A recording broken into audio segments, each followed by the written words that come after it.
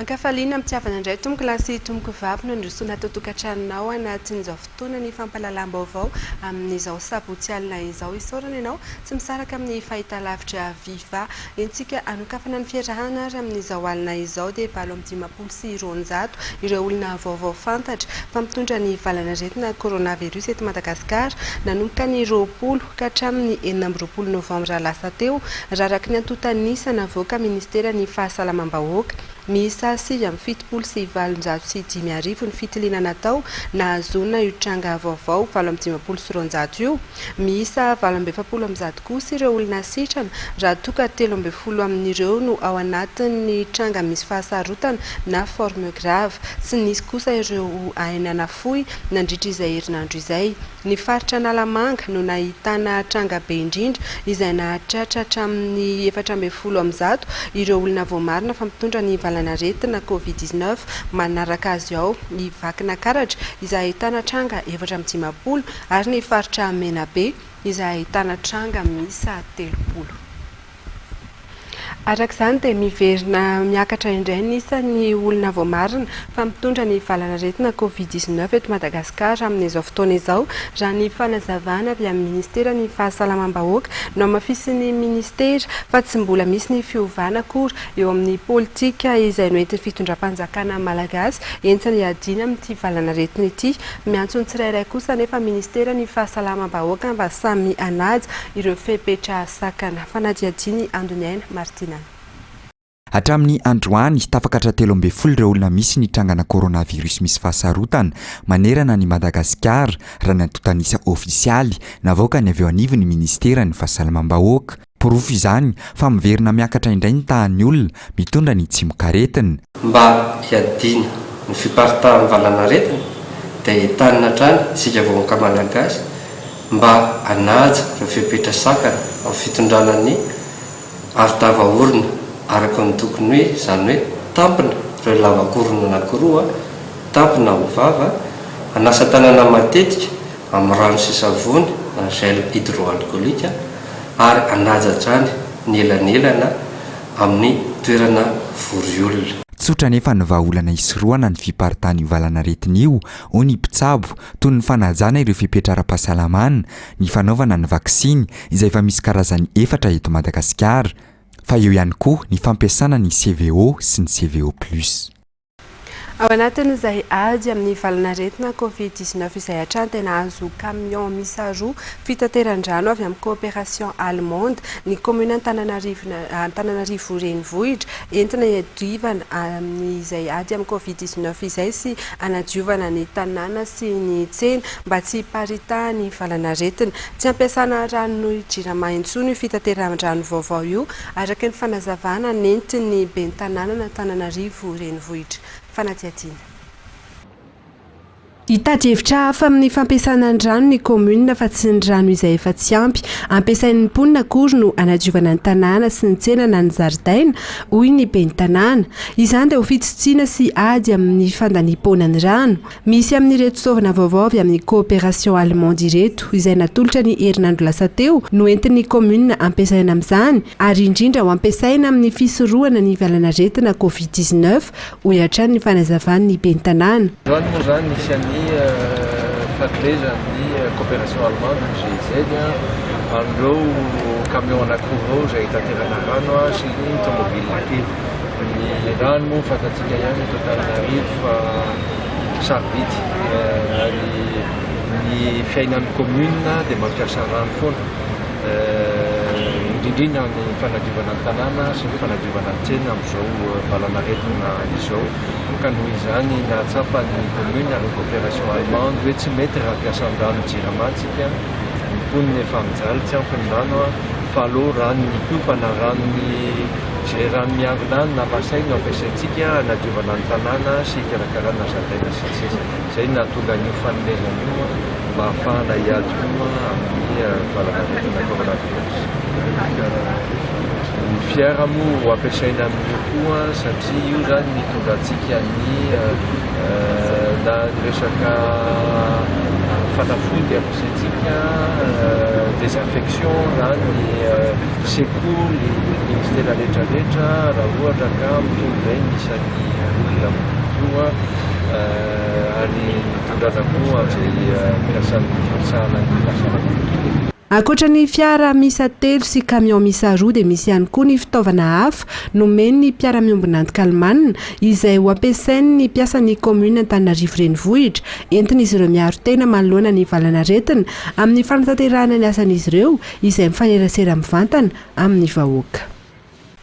Valo tapitrisa taona isa-taona kosa ny fako miditra amin'ny ranomasina eto Madagasikara izay miteraka ny faloton'ny rano ka voakasika mivantana amin'izany avokoa na ny zavaboary an-dranomasina na isika izay mivelona amin'izany. Tsy any amin'ny faritra irery ihany fa na ny eto an-drenivohitra aza dia tafiditra ao anatin'izany avokoa anatiny EU Beach Clean Up izay sady hetsika fanentanana nedina ifotony nanadio ny fiaflohan'ny kopa androany ny avy eo anivony vondrona Europeana ny avy amin'ny fikambanana Let's Do It ary ny avy eo anivony commune Antananarivo renivohitra. Fity miariko feno eo amin'ny sariny Kevin Ravoniarson. Feno fako ny fiflohan'ny Coop, lasa toerana fanariana manodidina fako mihitsy zany. Fanariana maloto mihitsy aza. Mandroaka foana nefa ny avy eo anivony commune, sangana nentana kosa ny mba hanarina izany any amin'ny toerana fanariam-pako. Miara-mizaka ny vokatry ny falotona avokoa anefa isika rehetra. Valo tapitrisa taona zany isa-taona dia eritrereto ange hoe afaka 10 taona dia ahoana zany ny reny zava-manan'aina anatin'ny rano reny na côté environnemental na santé tena manahirana be ty resaka fako ty tokony samy mandray andraikitra amin'ity zavatra ty dia izay koa ny antony mahatonga antsika eto androany mba hisensibiliser ny olona hoe tsy mety le zavatra io dia izao ny conséquence na côté environnemental na santé tena manahirana be ty resaka fako ty tokony samy mandray andraikitra amin'ity zavatra ty. Etsy ankilany tsy lefitra itsony avy eo anivon'ny ministeran'ny tontolo iainana sy ny fampandrosoana lovainjafy amin'ny reny trangana dorotanety ireny satria dia hiakatra eny amin'ny fitsarana mihitsy ny raharaha. Ny politikan'ny ministeran'ny tontolo iainana sy ny fandrosoana lovainjafy manoloana ny ady amin'ny dorotanety dia ny politika tolérance zéro. Zany hoe tsy misy indrafo manoloana an'izay mety hoe hetsika misy na inino na tsy inina dia ataontsika hoe fandikan-dalàna foana zany. Misy ny fampakarana systématique ny raharaha eny amin'ny fitsarana cour d'appel izany. Tondrana an'izany eny amin'ireny manam-pahefana mahefa. Manentana ny avy fotony ihany koa ity farany amin'ny fiantsoana avy hatrany ministera raha misy trangana dorotanety ahafahana mandray andraikitra avy hatrany sy manaraka akaiky ny raharaha. Manana andraikitra ny tsirairay amin'ny fitandrovana ny tontolo iainana. Tsy olona fanjakana irery ihany, tsy an'ny komina irery ihany, fa tontolo iainana iaraha manana koa samy mandray andraiky ny tsirairay avy hoy ny masivoan'ny vondrona Europeana androany. Fa ny farana ny alarobia 24 novambra lasa teo kosa ny fivoriana tsy ara-potoana izay nataon'ny filan-kevitra municipaly eo anivon'ny commune Antananarivo renivohitra izay naharitra 3 andro tapaka sy ny ekena tao anatin'izany ny fiara-miasa ny commune amin'ny sehatra tsy miankina ny fanamboarana tsena ny fifanarahana mikasika ny tany izay an'ny commune Antananarivo renivohitra fa indrindra ny fanomezana alalana ny train urbain sy ny transport par câble izay tetikasa ataon'ny fanjakana fanampanazavana. Nisy tokoa ny fivoriana zany tsy ara-potoana izay nataona eny an'izay 3 andro izay ny 20 ny 19 novambra teo. Ny zavazao midinihana tamin'izay dia maro misy anankely izy roa. Ary rehefa nanomboka fivoriana dia natao ny fandresen-daza dia amin'ny farany moa zany tsy maintsy midina ifotony izay mpikambanao amin'ny filan-kevitra dia ny mpanolotsaina koa dia rehefa nijery dia samy nanao an'ilay atao hoe rapporony zany izay rehetrarehetra. Le resaka lalam-by, le train urbain dia le anankiray le transport par câble na téléphérique amin'ny filaza azy. Izy io moa resaka izy io projet présidentiel zany hoe tetika sanfoloan'ny république izy io. Dia ina moa tsy alekena zany rehefa mifandinika sy ny fanakalo-hevitra sy ny ady hevitra tao ny mpanolotsaina dia lany fa dia nomena koa zany lay délégation de pouvoir ho an'ny zareo dia zareo manokana mihitsy zany no mitantana an'ilay train urbain sy ny téléphérique. iverenantsika makasika ny tontolo iainana mangataka ny mba andraisana fepetra amin'ireo tandroy izay mpifindra monina ao amin'ny faritra Boendy anatin'ny komuna Anjinji sy Tsaramandroso ny ben'ny tanàna ao Ambatoboeny satria ireo mpifindra monina ireo no voalaza fa manimba ny alina ao amin'ireo toerana izay ambolen'izy ireo ao anatin'izany. Raha tsy misy ny fepetra entitra hoy ny ben'ny tanàna na Ambatoboeny dia ahina ifindra any amin'izy ireo ny kere no ny fikorontanana ny fiakaran'ny vokatra izay fambolen'ny mponina any an-toerana fanadihadiana. Camion lehibe mitondra olona avy any atsimo Amanjatony no tonga indroa isan-kerinandro Ambondromamy ary miparitaka amin'ireo komuna manodidina Anjinji sy Tsaramandroso raha ny fanazavany ben'ny tanàna ao Ambatoboeny ary tsy misy ny taratasy mazava amin'izany fifindramonina izany. Tsy misy ny fandraisana andraikitra avy amin'ny mpitantana ny faritra manoloana izany fa miravoravo-tanana izy ireo raha ny nambaran'ny ben'ny tanàna ihany. Mamboly katsaka no tena antom-pivelomana ireo mponina avy any atsimo mihazo any Boeny ireo. Ny olana nefa dia mandoro ala maro be mihitsy izy ireo amin'izany fambolena katsaka ataon'izy ireo izany. Raha ny tokony izy efa tokony maniry daholo zany na ny voanjo sara, ny vary sara sy ny rehetrarehetra fa ny orana mbola tsy latsaka hatramin'izao ka tena ahina sy ifindra ty amin'ny distrikany Ambatoboeny zany ny kere. Raha izao no mitoy satria isa-taona ohatra zao ny olona efa maitso daholo zany mahazo an'iny RN33B iny fa amin'izao dia tena maina ary miala any ianao dia matazana ny faravodilanitra maro voay zany hoe eto sisany misy ala hitantsika io fa vao mivadika ambadika kely anao fa may daholo ihany. Ninona ny antony ambolena katsaka atao ohatran'izao zay zany ny tena zavatra misy hoe tokony isy mesura rangaha tena entitra. Miantso fandraisana fepetra entitra araka izany mpitondra ny fotony manoloana ity fifindramonina ataony ireo mponina avy any atsimo ao Boeny izao satria lazain'izy ireo fa ankoatra ny fanimbana ny tontolo iainana sy ny fanapitehana ny fiariana izay miatraika amin'ny tsy fisian'ny vokatra ho an'ny mponina dia manimba ny kolontsaina sy ny fiarahamonina any an-toerana ihany koa ny fahatongavan'ireo mponina avy any atsimo ireo raha ny fanazavany ny ben'ny tanàna na Ambatoboeny hatrany. Mbola mahakasika izay ihany dia ny etraketraka izay ataon'ny vahoaka no mahatonga ny haintany ankehitriny hoy ny solombavam-bahoaka ny Madagasikara voafidy tao amin'ny distrika ny Manakara ny antso rehetra atsiaro samy tompona andraikitra sy aro ny tontolo iainana arak'izany ity solombavam-bahoaka ny IRD ao Manakara ity misorohana ny voka-dratsiny izany eo amin'ny fiariana sy ny fiainan'ny mponina. Fanampanazavana. Manentana tanteraka ny vahoaka tansaha rehetrarehetra manerana Madagasikara indrindra distrikany Manakara foana moa zany ny asindresaka noho ny solombavam-bahoaka ny Manakara ny tegna dia ny vahoaka zany dia miainga avy amintsika koa zany ty haintany goavana be ty miainga avy amintsika vahoaka ty noho ny etraketraka sika vahoaka dia miainga avy sika vahoaka zany mba isamy izery ny faritra misy anazy hitandrina ary tonga dia ampandreny manam-pahefana akaiky azy indrindra raha misy nitrangana doro-tanety satria io doro-tanety io dia miatraika mivatasika izao ary asika zao zany dia tokony hasapa hoe vokatry ny fandoroasika tanety sy ny teviala zany mahatonga asika mizaly amin'ny rano zao fa sanatria ny vava sy hoe zay koa ny lazaina hoe président koa sy mampisy ny ranon'orana fa tokony hanana fomba fizery sika misokatra tsara fa aleo sika hitandrina amin'izay fandorandorana tanety zay. Iroso amin'ny dingana faharoa ny tetikasa fanorenana ilay tohodrano fitsinjarana rano goavana ho an'ny lemaky PC 23 ao Sahabe Ambodirano Amparafaravola.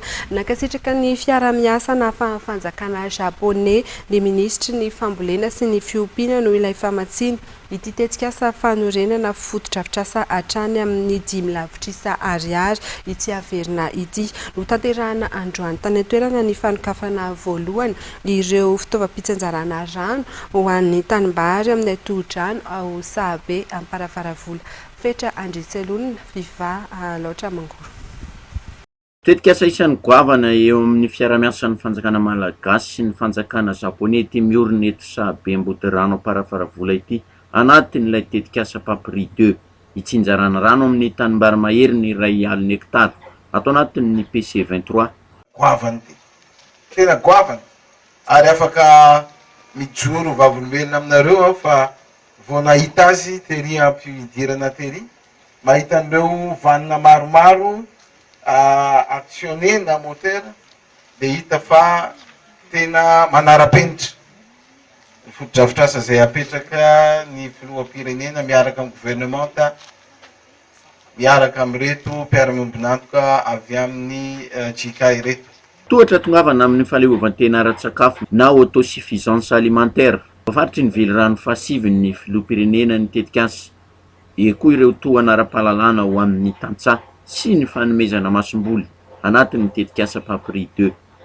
Mba tombo bebe kokoa hatrany tafamokarana famolom-bary aty amin'ny fampitaraotra izao dia mankasitraka ny filoham-pirenena ny fikambanakana ny mpiara-miombinantoka ny ambasady ny Japon izay hitantsika eto miaraka amintsika eto eo ihany koa ny jika izay mitondra ireo technicien japonais ary everina fa ireo ataontsika hoe fahazo faharoa ny fotodrafitrasa izay toizina amin'izao dia tsy ho ela dia vita afara. Nanomboka ny tsinjara rano androany 9 novambra ny fotodrafitrasa. Hiatsara ny vokatra amin'ity taom-pambolena ity satria mitombony rano ary misy ihany koa ny zezika izay omen'izy ireo hanatsarana ny vokatra, hatratrarana ny vokatra mba ho amin'ny tsaratsara tokoa izay omeny reto mpiara-miombinantoka reto amin'ny fanomezana tsy averina izany. Koa dia mahavelom-bolo tokoa ny fitoeram-panjakana ary ny fiara-miasa amin'ny fitoeram-panjakana japonais. Tanterahana teto Sabe amparafaravona ny lanonana nanokafana ny fitsinjarana rano amin'ity fotodrafitrasa pambolena ity. Ato anatin'ity publi reportage ity kosa dia hita iresaka isika fa efa mivoatra manaraka ny any ivelany ny tontolon'ny fitaterana eto Madagasikara. Misy ny tolotra vaovao avy amin'ny isan'andro ilay hoe IVTC izay fitaterana raitra tahaka ireny Uber any ivelany ireny mihitsy. Mampiavaka azy ity ny fivelaran'ny feim-potoana iasany hatramin'ny misasakalina. Misy mihitsy aza moa ireo mpiambina manokana na agent de sécurité miaraka amin'ny fiara-pitatitra raha sendra alina ny pandeha. Fiara raitra misy wifi bluetooth amin'ny sarany 3,000 ariary isaky ny kilometatra mba ahafahan'ny rehetra manana anjara amin'izay tolotra izay. Ndao ararahantsika izay publi reportage izay.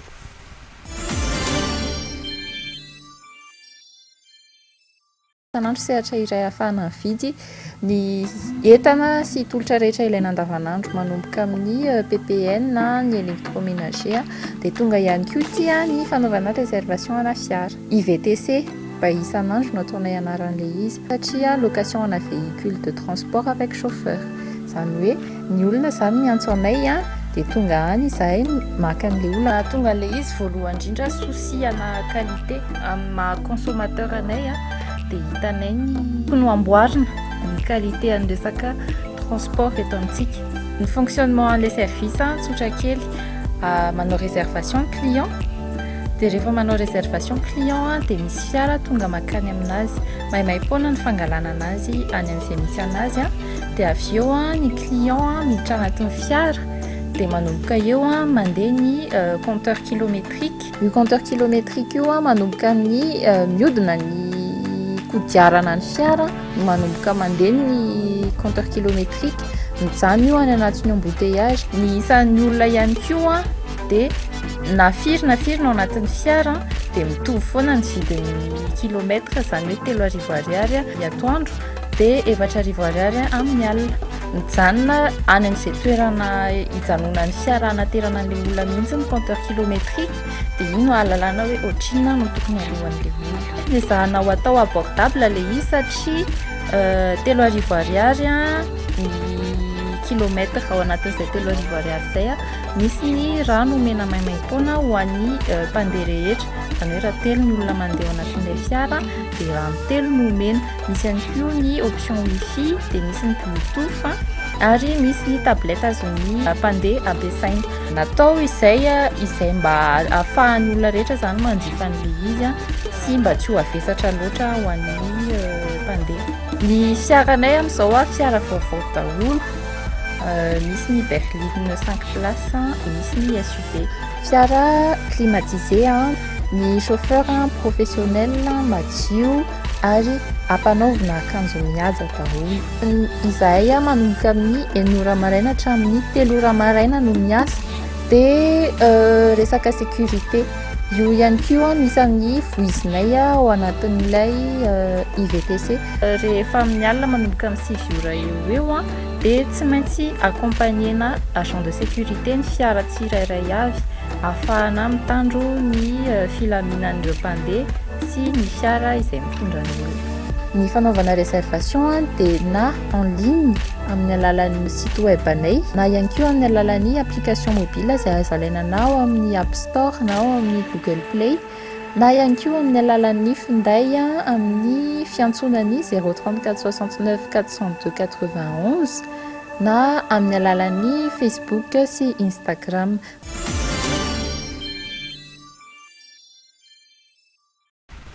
Manana ny fahaiza-manao saingy ny lafiny ara-panatanterahana asa vaventy no tsy ananan'ireo enjeniera amin'ny asa vaventy raha nambaran'izy ireo. Porofon'izany hoy izy ireo ny fakan'ireo orinasa vahiny maro ny enjeniera malagasy hiasana amin'izy ireo ary manao ny foton-drafitr'asa lehibe any Eropa sy aty Afrika. Manimba ny asan'izy ireo kosa nefa ireo tsy matianina izay misehatra amin'ny ity asa ity ka iantson'izy ireo ny enjeniera rehetra mba hiditra amin'ny sehatry ny arazalana. Fanadihadiana nataon'ny Setra Randrianasy eo amin'ny sary ny Anjara Ratsaonarivelo. Olon'ireo enjeniera amin'ny asa vaventiny tsy fananan'ireo tena matianina amin'ny sehatry asa amin'izao fotoana izao.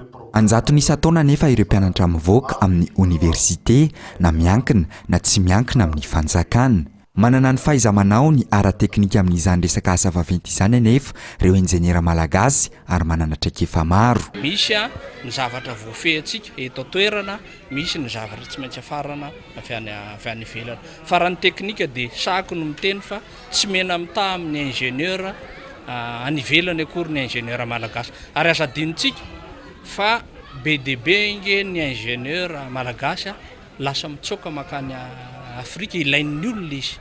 Dikan'izany ireo sehatra mpamolavola sekoly moa zany maromarina koa mpamolavola ny teknisianina sy ny ingénieur eto Madagasikara dia iken'ny sehatra iraisam-pirenena. Asa tsy maintsy mbola ataon'ireo enjeniera matianina ireo anefa ny fanadiovana ity sehatra ity. Maro ireo mpisehatra tsy matianina manatanteraka ny asa amin'izao fotoana izao ary tanjon'ireo enjeniera matianina ireo ny hanome traikefa ireo izay tsy mbola matianina misehatra amin'ity asa ity. Ny matianina dia ilay olona tena nianatra an'ilay asa, misehatra amin'ilay asa, manaja ny kalitao ary manaja n'izay boky nandraikitra ifanarahana aminy. Fa tsy vitany hoe mahay an'ilay asa fotsiny izy ny zavatra hitantsika mantsy dia ary zay ny mbola asa lehibe ny ingénieur zay tsy hoe rehefa anao trano ianao dia maka maçon fa misy ny fepetra ara-teknika arahana amin'ireny. Nototo sain'androany ny fividianana izay ho filoha hitarika ny fikambanan'ny enjeniera amin'ny asa vaventy eto Madagasikara na ny fiavama ka Andriamato Ravelonjaona no lany hitondra izany. Hatreto miisa 700 ireo mpikambana ao anatin'ity fikambanana ity. Iverenantsika mahakasika ny vaovaon'ny fahasalamana efa maro amin'ny malagasy no miditra tsikelikely amin'ny fihinanana ny fanampin-tsakafo na ilay antsoina hoe complément alimentaire irony amin'izao fotoana izao mba entina hitsaboana ny homamiadana, ny diabeta sy ny maro hafa. Complément alimentaire izay manavao ireo sela efa simba. Fanadihadiana felana Rakotoarisoa. Isan'ny fomba fitsaboana aretina amin'ny tarazoko ataon'ny homamiadana sy ny diabeta maro mpampiasa ankehitriny ny complément alimentaire ialana amin'ny voka-dratsy ateraky ireo fanafody simika. Fomba fitsaboana amin'ny alalan'ny akora natioraly izy ity araka ny fanazavany Georges marary ny diabeta amin'ny tarazoko antaonany maro. Izy izay mandany 5 alina isaky ny herinandro farafahakeliny amin'ny fifidianan'ireo fanafody hitsabony ny diabetany.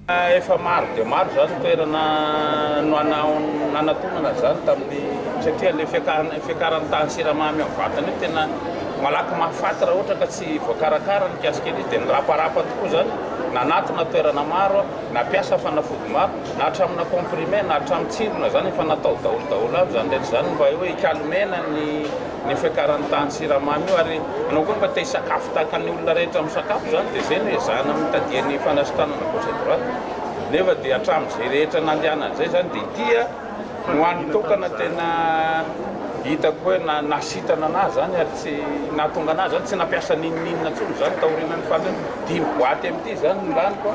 Ireo vehivavy voanio mamiadana amin'ny tarazoka no maro mitsabo tena amin'ny alalan'ity fomba vaovao ity hoy ny mpitsabo. Tena bebe koa ny olona manantona anay zany. Le olona moa zany efa mitsabo tena tany amin'ny tany dia tonga any aminay raha tsika malala fa amin'izao fotoana izao ny olona tsy tia mihinana fanafody, tsy tia mitsabo tena hoe anao chimiothérapie, radiothérapie. Ny marary tena tonga aminay zany le ny olona le manao cancer ary ny manao insuffisance rénale chronique dia momba le cancer ny nono reny zany ny tena bebe, le vehivavy zany ny tena bebe fanasy reny. Ankoatran'ny aretina amin'ny tarazoka dia maro ihany koa ireo voan'ny tosi-drano mitsabo tena amin'ity fomba vaovao ity raha ny fanazavana hatrany.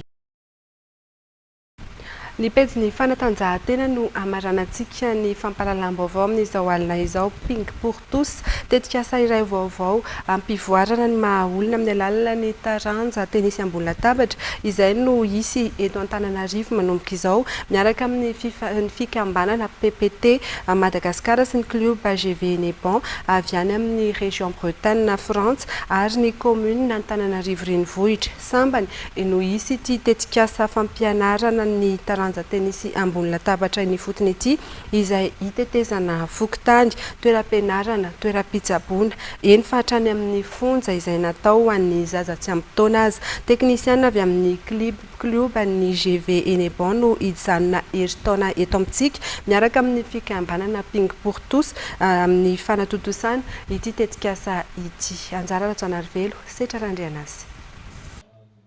Teto amin'ity fiaonana tamin'ireto mpitatana ny kluba eto Antananarivo ireto ny fanombohan'ny tetikasa tenisy ambony latabatra ho an'ny rehetra na ny ping pour tous. Ny fikambanana PPT na ny ping pour tous Madagasikara sy ny kluban'ny GV Eneban avy any France ary ny commune Antananarivo no miara-mientana amin'ny fanatanterahana azy ity. Ny taranja tenisy ambony latabatra izay azo entina ampivelarana tsara ny mahaolona.